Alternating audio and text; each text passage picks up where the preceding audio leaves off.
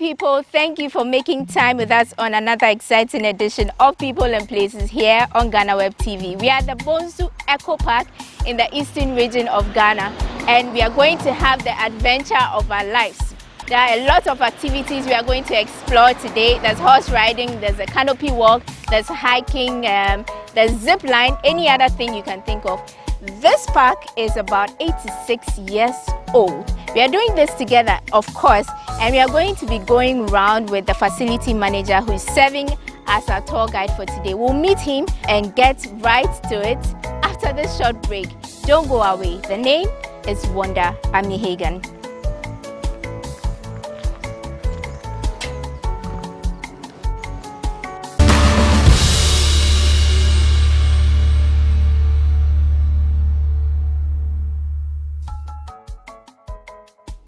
Good morning. Good morning. You're fully protected. Yes. How are you doing? We are fine here. Okay. You are? I'm Asari Frimpong. Right. So guys, we are speaking to Asari Frimpong. He is the manager of this entire place. And you can see he's doing a fabulous job. He's going to be taking us around. Like I said, it's going to be a fun tour. So you have a really nice place. How do you manage to keep this place so clean? Yeah, when you come to the Bunso Eco Park, the first thing is after we approach you, we tell you we are at the park. And then there's one significant thing there's one thing you shouldn't do at the park, litter. So we will tell you where our litter bins are. And then at some point you see written, no plastic or waste beyond this point. So these are some of the measures we have been putting in place. Okay, we'll get more into the details, but what do we have today? What should our viewers be expecting us to go through today? Yeah, today we are going to take you through all the activities in the Eco Park. And then when you are at the Bunso Eco Park, you are going to do a nature tour, you are going to do forest hike, you are going to do canopy walk, zip line, horse ride. Right. You heard it. That's like a bunch of activities lined up for you and I. So let's begin the tour. Okay. And while we have a conversation, how do you call this place? I know it's called Bunso Eco Park, and it's also called Bunso Arboretum or something like that. Am I pronouncing it well? Yeah, it's Arboretum. Yeah, the place is now called Bunso Eco Park. It was initially Arboretum, as you said, but Arboretum is a little bit narrow. When we get there, we'll explain some of these things to you. Arboretum is a combination of two Latin words. In Latin, arbor means tree, retum means collection of. So, collection of trees planted in an area for scientific and then research purpose. And this name was given how long ago? 1935. By who? By the first, by the people who made the place Arboretum. It was done by Frank Thompson and David Gillett. Okay. Yeah, they were two British who started this thing. Okay. Yeah. Okay, I see. And how old is the place? Yeah, so as from 1935, 1935? To date. Wow, that's a long time ago. Yeah. Okay, so you're going to tell us the story behind how they got to this place, how they planted the whole trees thing and started the park? Yeah, we are going to. What should we be looking out for? Should be looking out for amazing plants you've never seen before. All right, we are going to the plant table, and that is where we are starting our tour from. Yes. Asari is going to help us understand the whole history behind the making of this place. You are once again welcome to the Bunso Eco Park. As I said, the Bunso Eco Park has got two sections. We have the recreation aspect and then the arboretum.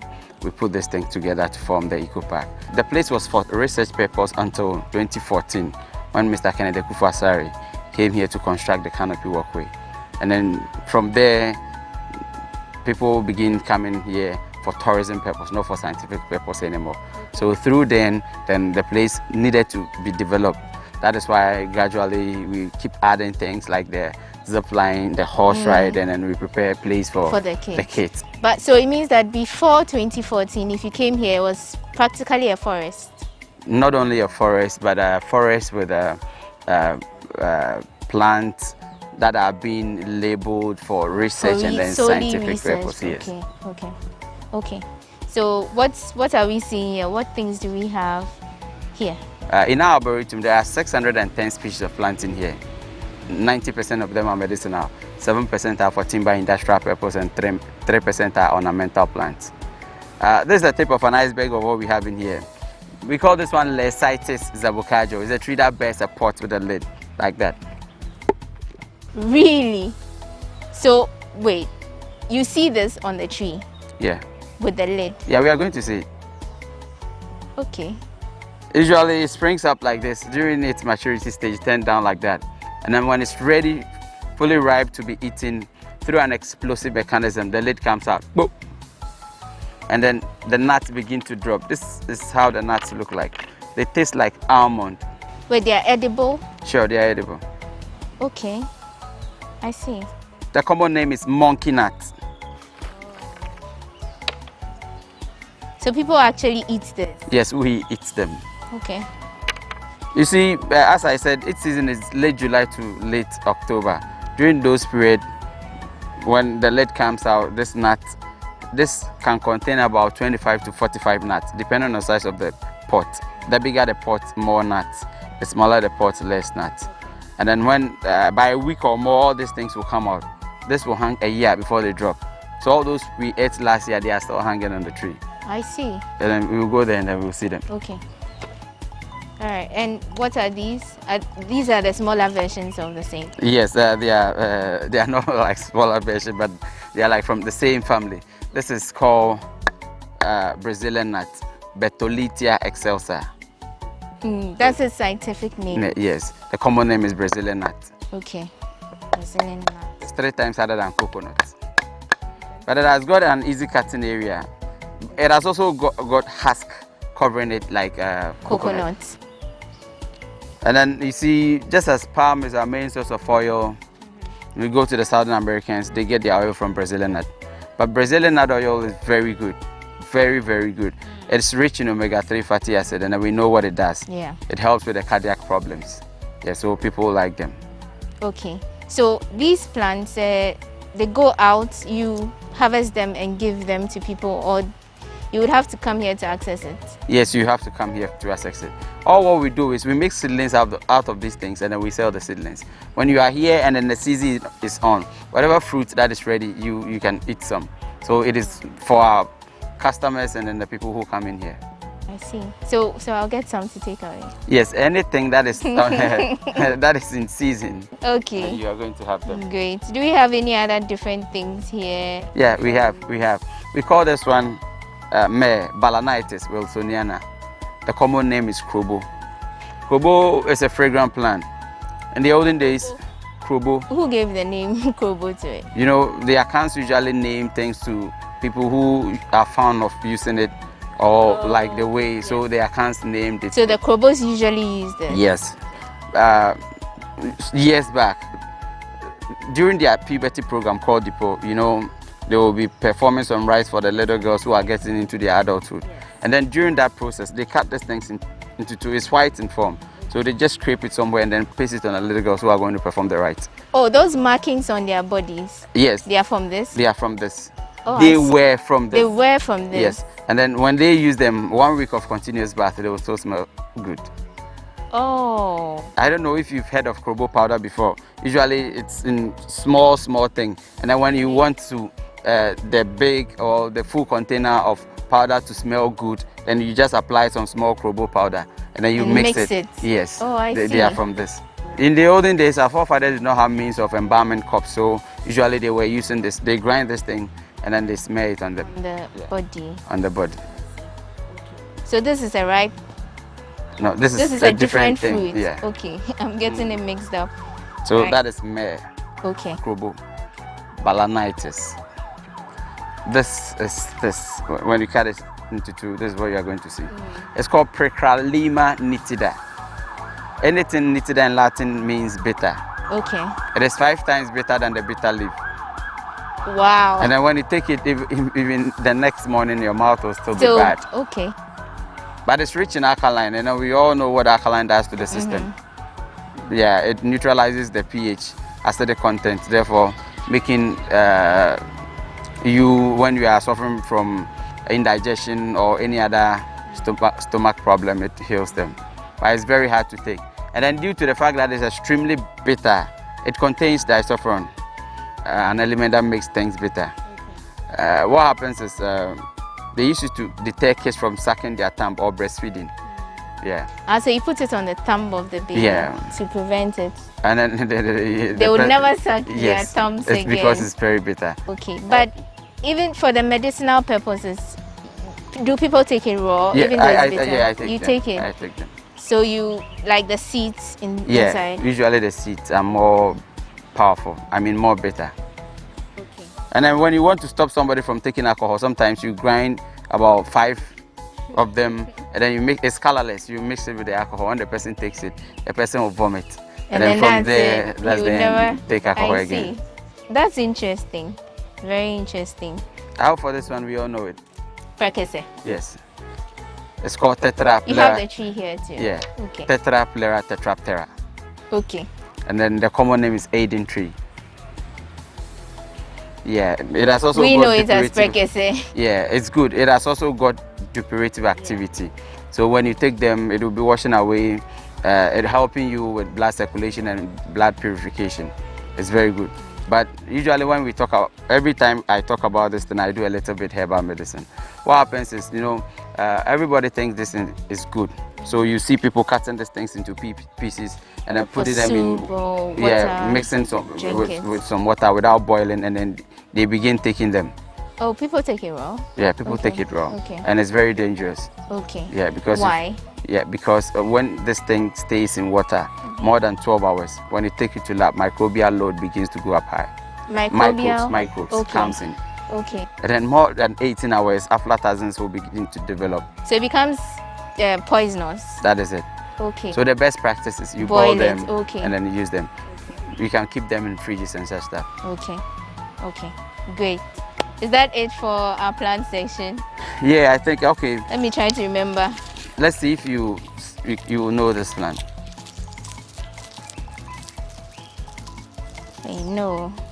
It smells familiar. Is it aluguntuku? No. This is Cinnamomum verum. The common name is cinnamon.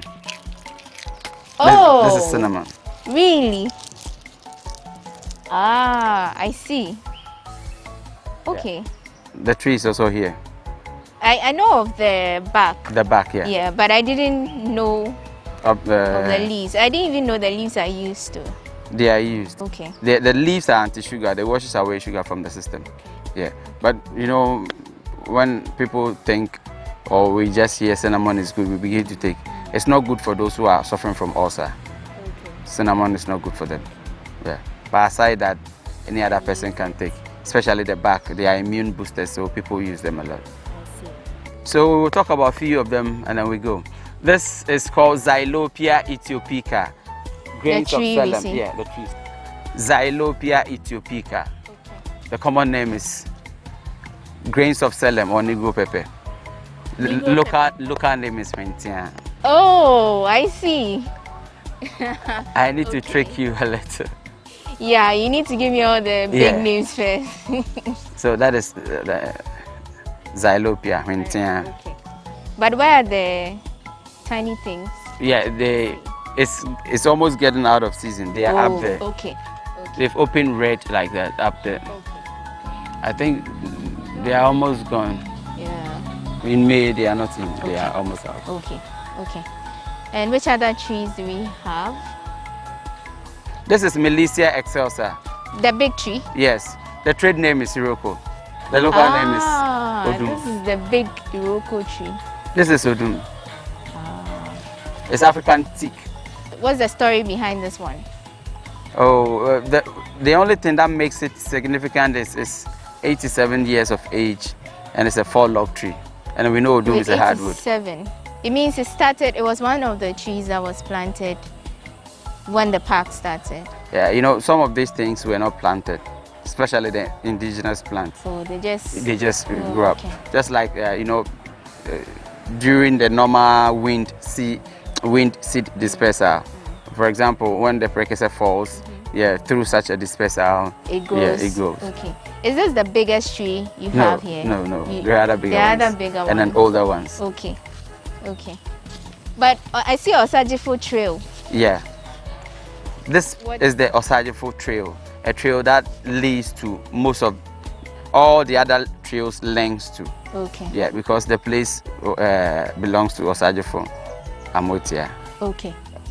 As in the land. Yes. Okay. When the whites came to do this thing, they came to see him, and then he gave them portion of land for that. Okay. He didn't sell it to them; he just gave it to them for free. So that's like to acknowledge him. Yes. Okay, that's great. All right. And what else do we have? We have Terminalia superba, Afara or African limber. The local name is Ofram. It's also a hardwood.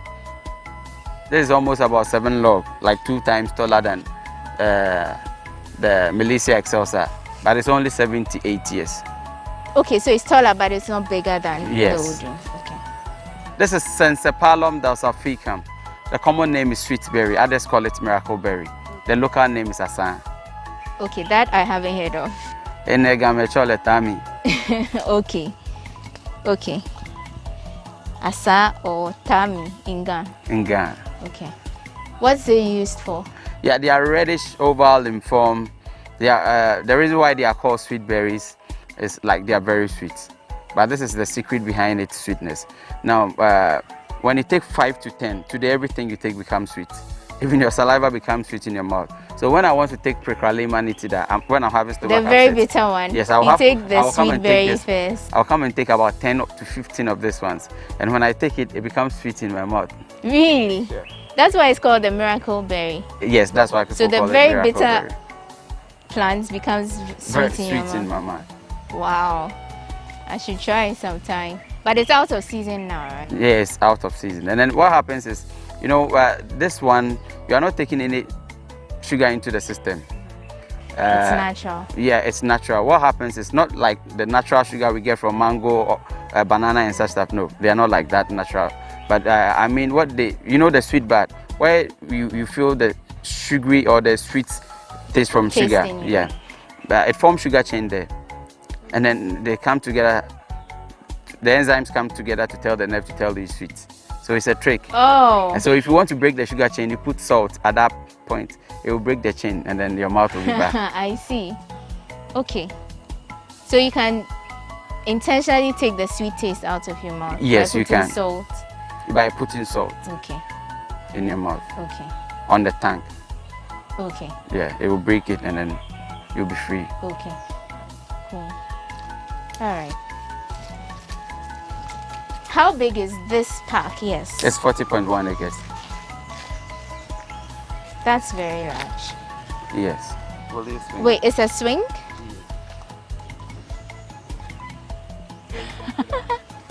I'm going to try this. Hopefully I don't fall. No, you will not fall, but it looks a little scary. It has gone on TV. Okay. It's a... Which kind of plant is that? A climber. It's a plant on its own? Yes. It's a plant that is a rope-like. Oh, they are climbers. I see. So where's the root of this plant? The root is somewhere here. So it creeps and then goes up? Yeah. Is it linked to another tree? No, it will just keep going like that. So it goes through the trees. Oh, they hang I on the see. trees, yes. That's very nice. And it's another, it has created another tourist. Another attraction there. Exactly, attraction. Wow. Did you tell me the name of that plant? Liana. Liana. The plant I sat on. Yeah. Okay. Yeah, we are here with these 3 trees here. There are 3. Yeah, this is Cyber Pantedra. Okay. This is Trichilia tesmani. Cyber Pantedra is Unyina. Yeah, I've heard about Unina. Trichilia tesmani is Tenru. Tenru. And then we want to talk about this. This is the oldest Peptadeniastrum africanum in Africa. Break it down. The African oak tree. Oh, The oldest African oak. okay. It is 203 years of age. Wow. That's like 4 times our ages. Sure. And it wasn't planted. Yeah, it wasn't planted. Wow. So it grows like, do you know if it has a lifespan or Yeah, it just they grows? say pipped grows up to about 1,000 years. Wow. So it's still young. It's still a baby. This is the smallest among the 3. So it's like the 2 have buried Yeah, it. The yeah. one in the middle, Yeah, right? yeah. They are all struggling for food and sunlight. So yeah, only the strong. If you're not strong, you die. Now, what again happens is pipped is an extremely strong and hard wood. When you use them for wood and furniture, such stuff, they're extremely strong and hard. And then they contain poison in itself. So during lumbering, when some of the sawdust find its way into a stream or river, all the fish in that zone will die. Would die. If there are some reptiles around, they will also die. It kills reptiles so it's and dangerous insects. as well. It kills reptiles and insects, but it doesn't have any effect on mammal. So people are now using it as a pesticide to fight Yeah, a ward of insects and then such okay. animals. But how common is this tree in Ghana? It's very common. The local name is Dauma. It's very common, but it's also an endangered species. It's found. It grows everywhere in Ghana. Yes. It's extremely strong and hard, as I already said. Due to that, there's mainly used in construction of the wood in between the railway lines. So it's one of the trees there. They use for the yes. construction. Oh, okay. Yes. You say endangered, it means that a lot of people are felling it. Yes. Now for them, because when you use them for furniture and such stuff, they last longer. So people are on it. I see. Okay. Okay. And these 2, they don't have any special. Oh, this is not too hard. This is medicinal. Okay. Okay. And then again on the pipped, you know, in the olden days, our forefathers did not have means of communication. I mean, mobile phones. So sometimes when they go to the forest and then they want to communicate, they locate a pipped, and then they can send information up to about 30 miles, depending on how dense the forest is. If there is a thick forest, it could go far. As in the echo. Yeah. Okay. So all they need is a club, and they can send such information like this.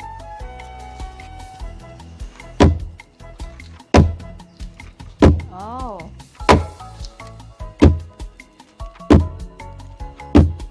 Okay, so if you are far away, you would hear the sound. Yeah, those at the back there will be hearing this. Wow. Okay, that's a great story, guys. This is the oldest tree in this forest, right? The oldest pipped The oldest oak or pipped tree in Africa. In Africa, the oldest in African the oak whole in Africa. of Africa. We have one right here, and it's about 200 years. Was here 203. 203. 203 years. Okay, so it's been here before you and I were born, and it has so many years still ahead of it. And so let's go and have a look at some other plants. This is Garcinia cola. Garcinia cola, the common name is beta cola. Oh. The local name is Chiapia. Others call it Michikuru. Yes. You see them sell it a lot. Yes, that is a tree. We have another tree there. So is there like a particular season for each tree has its own season? Yes, but most of the time, most of the season is June, July, August. Okay. And then For all the that is where you have most of the plants in season together. okay. But each and every month there's a new plant and its own season. Okay. But where you have a lot of plants, yeah, that is. And so when they have fruits on them like this, you harvest. Yeah, we harvest and then we give it to the people who visit us.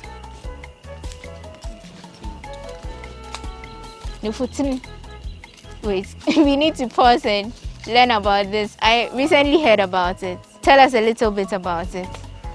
Yeah, we use How it long for, has this tree been here? this is around 10 years. And then it bears some fruit, like It looks like like a it's breast. Okay. Yeah, but like a tall, like a long Long grass, one, yes. something like that. That is why they call it Nufutin. Okay.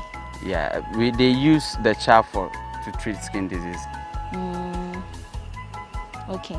And which season does it bear fruit? Yeah, it has got a long season. It starts somewhere in November and it goes in March. Oh, okay. And do the fruits come like a lot? Or Yes, just... they come. Okay. We would want to talk about the red tree. It's called Bentamianos. Bentamianos. Yes. This sounds relatively easier compared to Bentamianos, yeah. Bentamianos. The local name is Ketram for others. It's very slippery. Okay. Ketram for. You see the way it is. Very, very slippery. So not even a lizard can climb. So in the olden days where we have a lot of parrots in Ghana, usually they make their nest up there. Oh. So that other animals cannot. Ah. It's very slippery. Okay. They just call it a red tree. Okay, so this is the Lycitis, the monkey nut tree. You see some open up. Oh, the one we saw earlier. Yeah. Okay. Have you seen? Yes. So this one, the lid has fallen off. Yes. And then we have this one that they are now growing. Yes. Up there. It will grow to Becomes as big as that. And then the lid will fall off. Yes. And then this will happen in July. So late it means July, August. When the lid falls off, the nuts fall off by themselves. Yes. Oh, so you would have to come and pick them up. Okay. You know, they have some coating, so you need to, so they won't get dirty. Okay, so coating like was like the cocoa kind of coating, or they're hard? Oh, the nuts that we saw over there. So there are nuts in those shells? Yes. Okay. So this is how little they can be. Let's go a little bit closer. Oh, that one. This one and this one. So you can pick it. Okay, so this is how it starts. This is how it starts, the very small one. And then it grows as big as that? Yes. That's wonderful. These are royal palm trees. Okay, the ones lining the place. Okay, so we are done with the trees for now. Right? Yeah, we go through the forest and then we get there. This is still People and Places. We are done with the nature tour, which was fun. We learned a lot of names and we saw a lot of trees, which probably you didn't know about, and some of their benefits. So now we are going on another tour, which is the forest tour.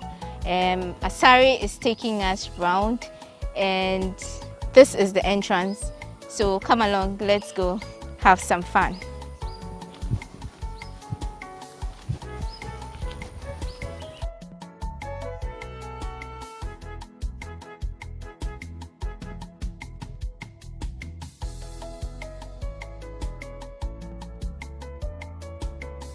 So we want to talk about this tree. This is Musanga sacropioides. The local name is Ojima. Okay. Yeah, you can see the tree looks as if the roots are up, so it will be weaker, but it's much more firmer and stronger than you think. How does that work? Yeah, because as you can see from here, they go up to about 3 meters down, and then they spread. Okay.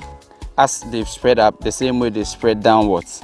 So some of the roots are down, some are deep, up. Yes. Okay. So even though it may look like this, but it can withstand rainstorm. Wow. Without uprooting. It's strong. Ojima. Very unique. Okay. So that was our first stop. We are going deeper into the forest. And this is a bit hilly. Yes. So Asari says it's called a forest hike.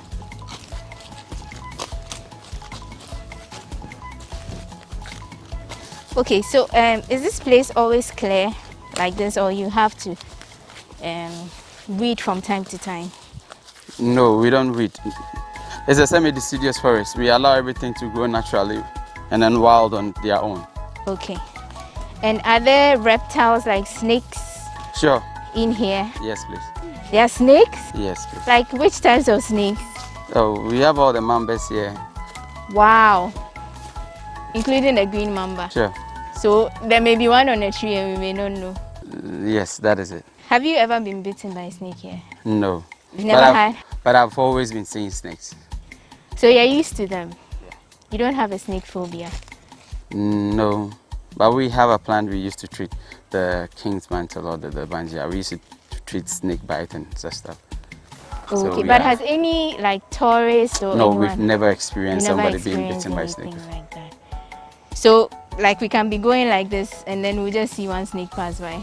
Yeah, you see Or that. they don't come out You know, in the day. usually in a semi-deciduous forest, you can see afar. It's very plain. So all the animals in the daytime go into hiding Okay. because they can be seen. If there's any animal walking around, you will see them. Easy see Yeah, them. so usually they just come out in the night. That is why those who do the animal tour, usually they book and then they come for night tours. How much is it? Yeah, specifically, it depends on what you are going to do. Night tour, whether you are going to do bird watching, you are going to do butterfly moth watching, or you would want to see some animals in the forest. It depends on the thing you want to do. Okay, so like around what time do these animals start coming? Yeah, we start night tours around 10, 11. 10 p.m. Yes. Wow. And what kind of animals come out at night? Yeah, the animals that are in here, we have the smaller antelopes in here. We have some different types of monitor lizards. Mampam. Yeah, we have some pangolins. Oh, there are pangolins here. Yeah, and then some type of hyenas also. Highness. But that's dangerous. Yeah, but It doesn't scare off any of the tourists. No. Yeah, they look dangerous, but we are not attacking them. They will just be passing by. We will also be passing by. Sometimes when they go catch up with the lights, they stay a little while before they move on. I see. So every evening when you come out, you see a number of animals. A number of animals. Okay, but during the day like this, there's No. nothing like that. Okay, cool. They don't come out during the day. Has COVID, would you say, COVID has affected, patronage of the place? Yes. Do people even come here like so much? Yeah, for here, people do come a lot. But the COVID, due to the COVID, every facility, tourist facility, the patronage came down due to restrictions and other stuff. Okay. We are not permitted to allow so many people in here. Yeah, that is Because the of first thing. the COVID-19. Yeah. But before COVID, how many people do you look at like in a day? Yeah, Average. averagely 100 people. Oh wow. Ghanaians and non-Ghanaians. Yeah, alike. for the Ghanaians are more. Oh, okay. Wow, that's great. That means people are patronizing People. our do tourism patronize. sites more. Is this place under the Ghana Tourism Yeah. Authority? Okay. So how do they help you? How do you work with the Tourism Authority? Yeah, they are both the regulatory and then they are in partnership with the government here. It's public-private partnership. The traditional council, GTA, and then the private company. Okay. Yeah. Okay. All right. So they all have stake in it. Right. What do we This have is- here? This is Antiaris toxicaria. Antiaris toxicaria. Yeah, the local name tried. is Chen Chen, not Antiaris. Oh. Antiaris toxicaria. No, I didn't say that. Antiaris. Toxicaria. Right. Toxicaria. You said the local name is what? Chen Chen. Yes. Oh, I thought that was the name of a drum. Okay. Yeah. The Chen Chen, the back of Chen Chen tree is being used as cloth. Before the whites came, we were making our clothes from the back of this thing. Cloth. Yes. Oh, I see. They have a way of cutting it. They cut it round like that and then open it up. So they will season it to allow all the fluid to come out. The back of the tree. Oh, okay. And then they will beat it. And then it turns like a papyrus. It's ductile, the stuff. Oh.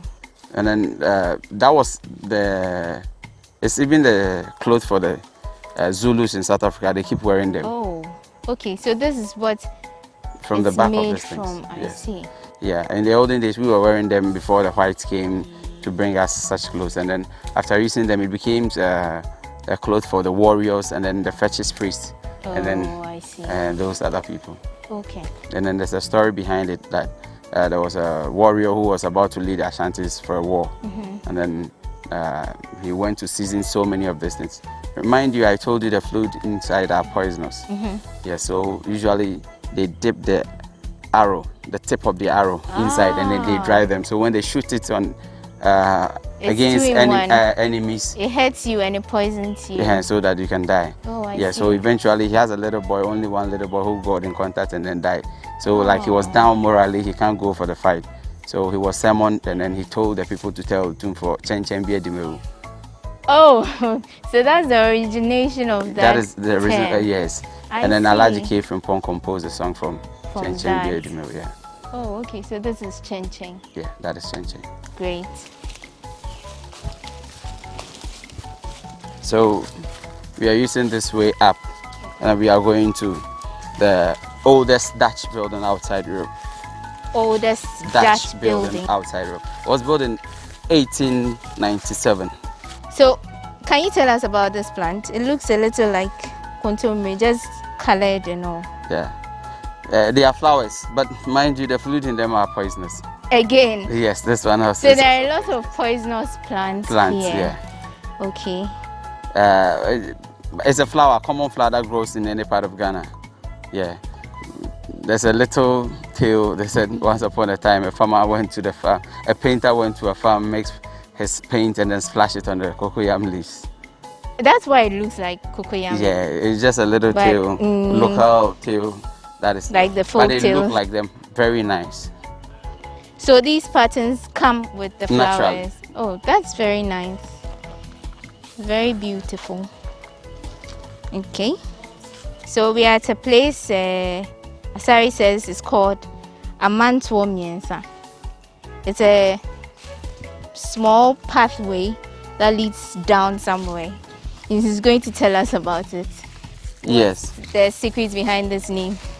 Yeah, when the Achimabwaka, they were part of the Ashantis, and then they came. When they came, they were fighting back for their freedom. So there were these 3 towns covering the Achimabwaka people, like all the Achim people who were like close to the Osajifo. Yes, and then these 3 towns have a common junction, and that is where they met. They are Chibi Apapam, Apedra, and then Esikem. These are the 3 towns.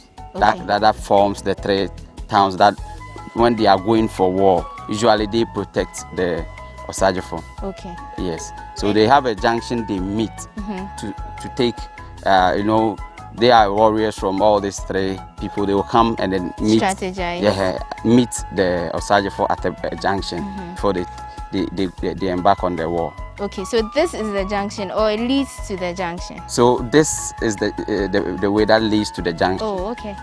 And the junction is inside the forest? Yes. Oh, I see. That is the Amantuo Miensa. But we can't go there? No. Okay. So our forest tour has brought us to this building, which according to Mr. Sari here, is the oldest Dutch building outside of Europe. There's a very interesting story behind this building, and he's going to take us through it. So when was this built? Yeah, this was built in 1897.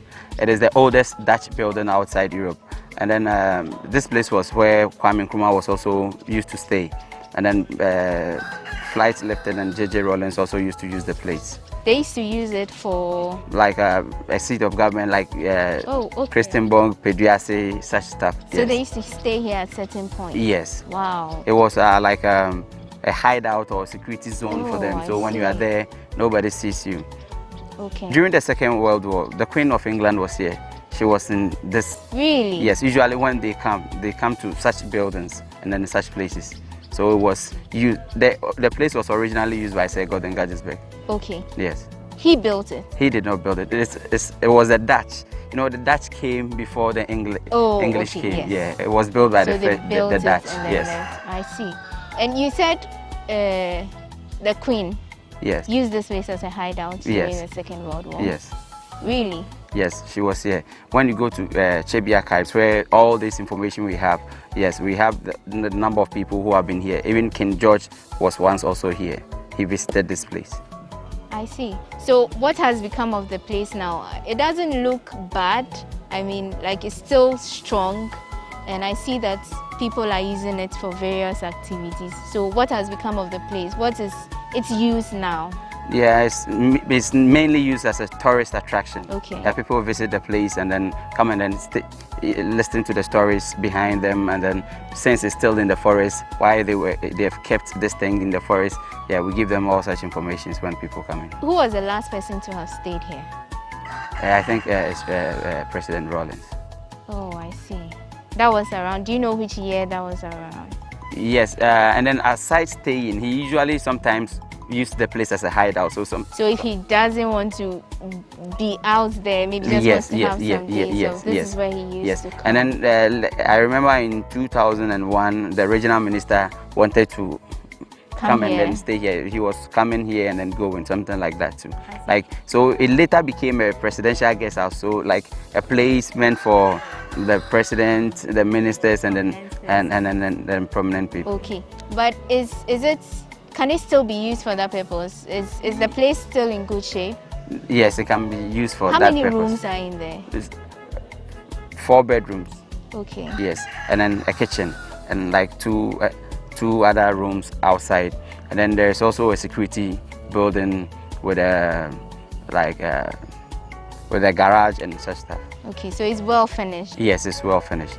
But the reason why it's in this state is that now the committee working on this project says, some of them says they should renovate it, and some says it should remain in its old state. Yeah. So when we went back to Chebi Archives, we saw the building plan. We have the building plan of the for the renovation. For the renovation. So there's a process which is going through so that they convert it back into a guest house or something like that. Oh, I see. But I hope that won't change the essence of the building. No, it's not going to change anything. Even though it will be an attraction, people can come here and then stay over. But it would look maybe better than it is. Now, aside the rooms in there, are there any other facilities here?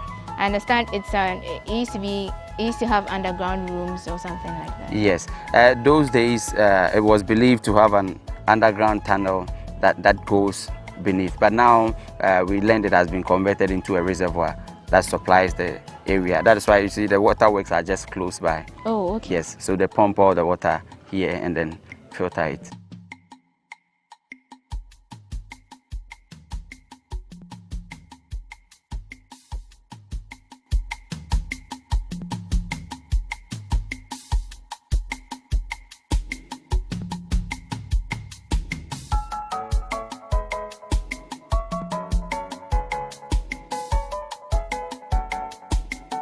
So we are done with the tour here, but we couldn't spend time in there for long because some people are having their activities also inside there. But now we are going down, we are descending, and we are going to the Canopy Walk area. Mr. Sari, as usual, is leading us.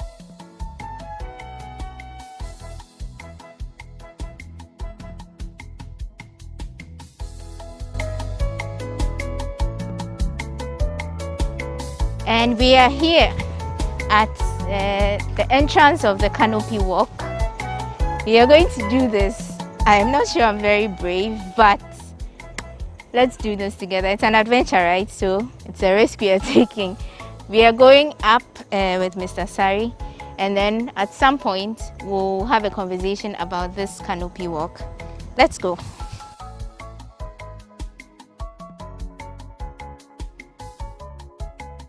So this is it. We are at the start of the walkway. I'm going to go in with Mr. Sari and go all the way to the other side where we are going to talk about this Canopy Walk. Looking down alone is just scary. But let's take a quick break. When we return, we'll go and have a conversation about this very Canopy Walk. This is still People and Places. Don't go away.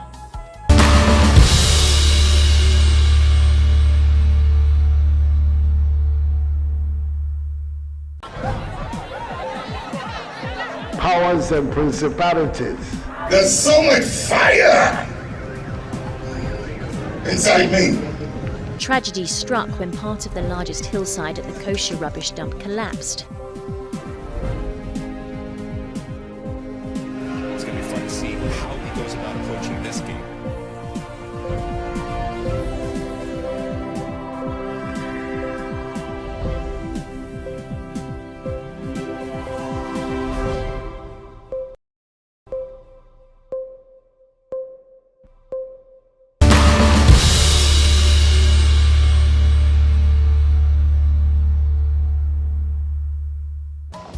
Hey, Jesus.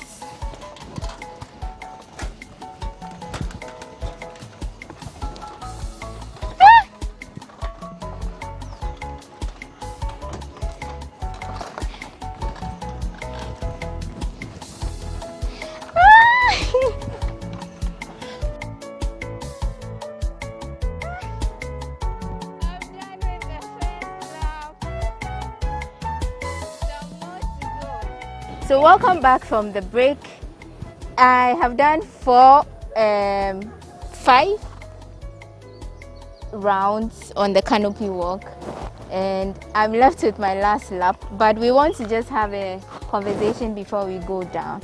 We know about Kakum, we know about Legon, but not so much is known about this, at least not from my perspective. So when was this canopy walk built? Yes, this was built in it was started 2013. It was complete in 2014. So it was open to the public. It was open to the public on 1st May 2014. That is where this place was open to the public. 2014, yes. That's a while back. So who got this initiative? Who brought this initiative? And who built it? Yeah, it's Mr. Kennedy Kufasari. He was part of the people who attracted in Kakum. Oh, okay. Yeah, he was part of it. And then the line, he came here to do his own thing. Yeah, so he is the brain behind the canopy walkway.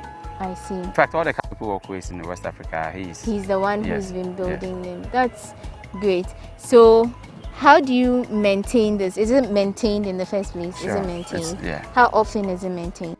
Yeah, it depends on when we were coming. You can see some wood. Yes, some of the wood are new. Yeah. Yeah, so we replace dead ones, but they have a schedule for that. They have a weekly maintenance schedule and every 3 months. They have weekly and then 3 months. That's quarterly. Okay, but 2014. How long did it take for him to build this canopy? It was only 6 months. 6 months. Yeah. Wow. And do the ropes, some of them, do they come off in between time? No, the ropes has got 30 years lifespan. But we don't allow it. When these ones were placed on 2014, but you can see some are being changed. Sometimes we need to change them so that they become very nice. Okay. And attractive, that's all. Great. Some of the wood, the planks are slippery. So how do you manage that? Do you have tourists on this when it's raining? No. When it's raining, you can see even we have some signages written. In rainstorm, everybody should return to the nearest building. Okay. Yeah. So during rain, we don't allow people to be on the walkway. But not everybody is brave to go through this whole thing. Have you ever had a casualty before? Yeah. Someone falling off, someone hurting himself while on the canopy? No. Because since people are afraid, when they are afraid, the guides will coach them and they will be helping them. So, for example, when we were coming initially, I was very close to you.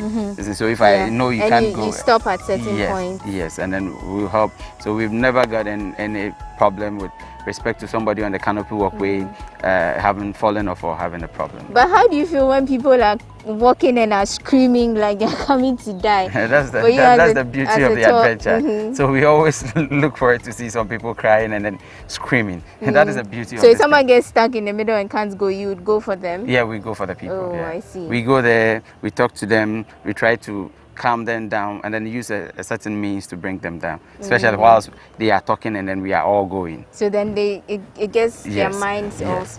Okay. So how would you coach somebody who isn't brave but wants to try the canopy walk? Just something to psych them up.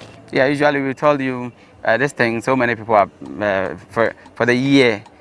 Like this, let's say this number of people have been able to go through without anything, so you can also conquer your fear, and it's a step to help you build your confidence. So if you are not self-confidence yourself, this is a way of, so we try to use some words and other stuff, and then after talking for a while, you know, it will encourage them, and then they will be going. As soon as there's a twist or something like that, a little dunk, then they scream, then you go back yes. for them. So and then that's the beauty of the people do scream here, and then we see. You see a lot of drama. Yes, I can imagine. Yes. So just before we do the final lap, what's like the the most funny or the weirdest encounter you had with a tourist on the canopy walk?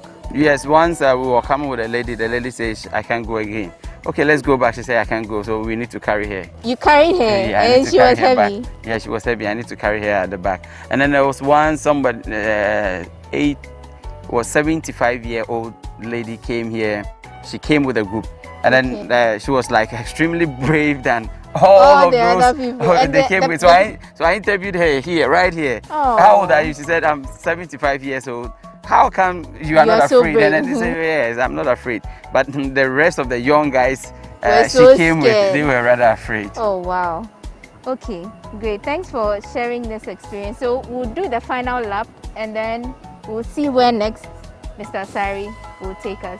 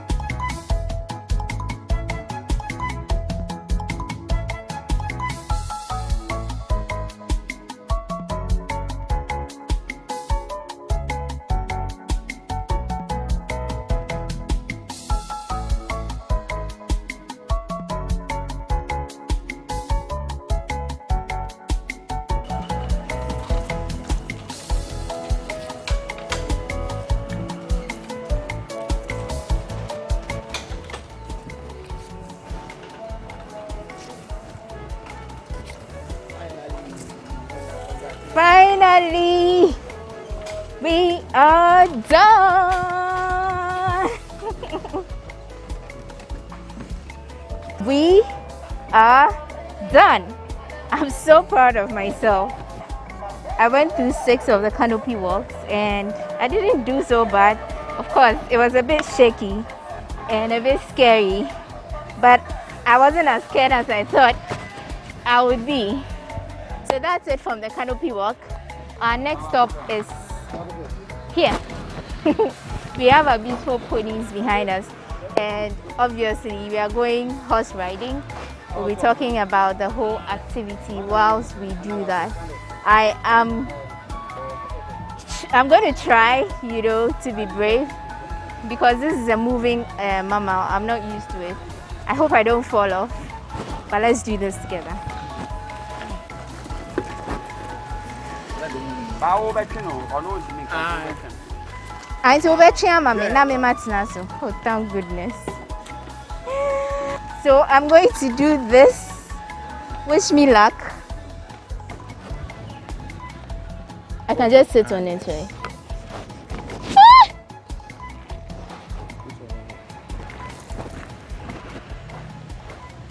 I am holding this horse with the last bit of strength in me. But let's have a conversation. Mr. Asari, these horses, how many of them do you have? At the moment, we have 3. 3. You are on Baby, I'm on Kukua. Hey. We have Okatachi. Okatachi, that's a male, I suppose. Yeah, that's so a male. So these 2 are females? Female, yeah. Oh, okay. And who named them? What accounted for their names? Oh, since they are female, and then there's a male, we decided to give them some local names Yeah, but that I all mean, befits them. the names, it could be Ama, it could be anything. Why did you choose Baby Ya and Okatechi and... Yeah, it was cute. We intended naming it, yeah. It was cute, so we said, yeah, baby. Oh, okay. This also, we wanted to name it Equia, but we Oh, say, okay. okay, let's use the fancy style. Oh, okay. I'm sitting on Baby Ya, right? And did they come in when they were little ponies, or you bought them when they were grown? Yeah, we bought them when they were old. Oh, okay. And where did you get them from? From Ghana here. I see. From northern part of Ghana. Okay. How do you feed these horses? How do you maintain them? Yeah, they eat this normal grass. Every grass you see around, they eat. Oh, okay. We have some Then they special- are sorted, crab, because there's a lot of grass around. There's a lot of grass, but we still do the normal feed. Oh, Yeah, the wheat brown. okay. Okay, so if you are going to take someone through horse riding, this one is slow because obviously I'm scared. So how do you ride the horse? Like you pull the girdle a bit, Yeah, pull it a bit, yes. and then the horse moves. So Yeah, at which point do you know you're hitting it? You won't hurt it. The way they are pulling being it. positioned, there's no way or there's no point they will get hurt. Oh, okay. Yes, they are being arranged in a way that when you pull it this way, it will be going this way. This way, it will be going this way. Oh, so if okay. I want to turn around, I need to just do this. 10. Oh, okay. Okay. And is it possible to get the horse? Yeah, when I want to stop it, I need to pull two at once. Okay. It means break. Is it possible to get the horse angry? Like, is it possible that unintentionally you do something that will make the horse? What will make this horse angry? For example, when they are unaware and then you pull something like a stick or a stone, that one makes them a little bit frightened. So they intend throwing their legs back or jumping or, yeah, something like that. Yeah. Okay. So what are some of the things tourists are supposed to do and not to do if they come for horse riding? Yeah, they are supposed to follow the instructions of the guide from the one who is in charge of the horse. Yes, follow every instruction because they are well trained and then they are trained to help people. I'm getting off now. Baby Ya was fun, and that was me doing some horse riding here. How much is it typically when anyone wants to ride a horse? As an adult is 10 cities and then kids are 5 cities. Oh, okay. Okay. That's great. So we are done with another activity. This was new to me, obviously, horse riding. But with the help of Mr. Sari, I was able to do it. We are going to do our very last activity, which is the zip line. This is it for me because I'm high up in the sky and it's just me and my God. But I'm going to try it because we said we were going to have fun and an adventure, right? So let's do it.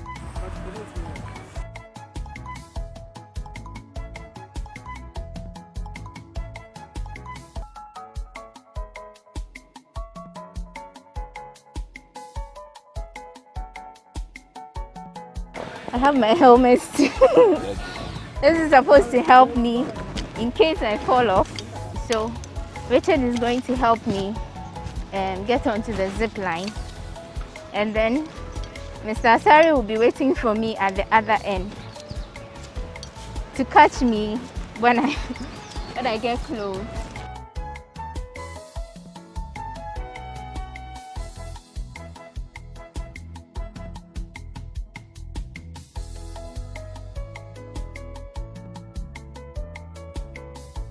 Woo! Am I sure I want to do this? You can do it. Should I do this?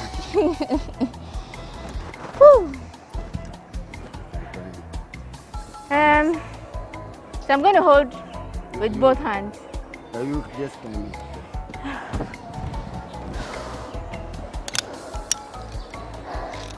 Okay, hold this.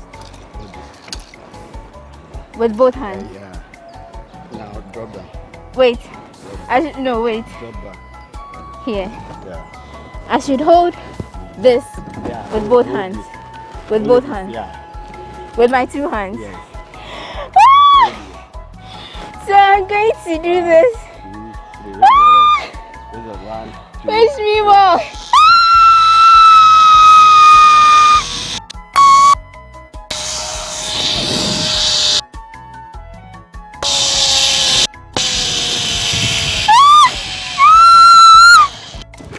Good. You've done very well. Come to. Stand this way. Ah.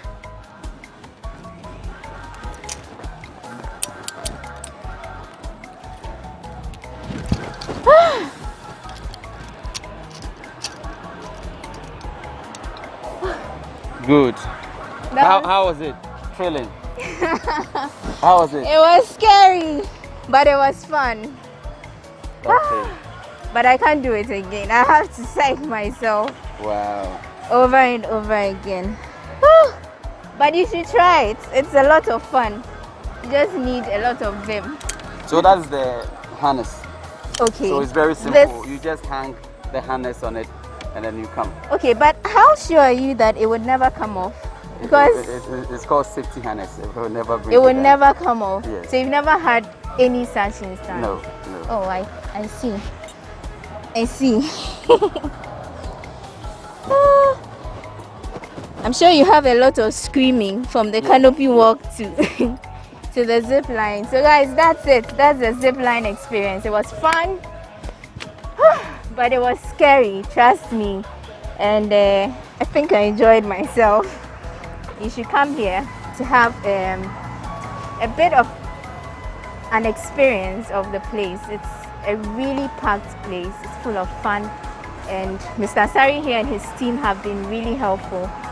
They are in charge of the place and they are doing a really good job at keeping and helping tourists with the place. So thank you for making time with us. I promised you fun and I'm sure you had a lot of that. Thank you, Mr. Sari, for hosting us. Welcome. You were really great and I had a lot of fun doing this with you. Thank you so much. Welcome.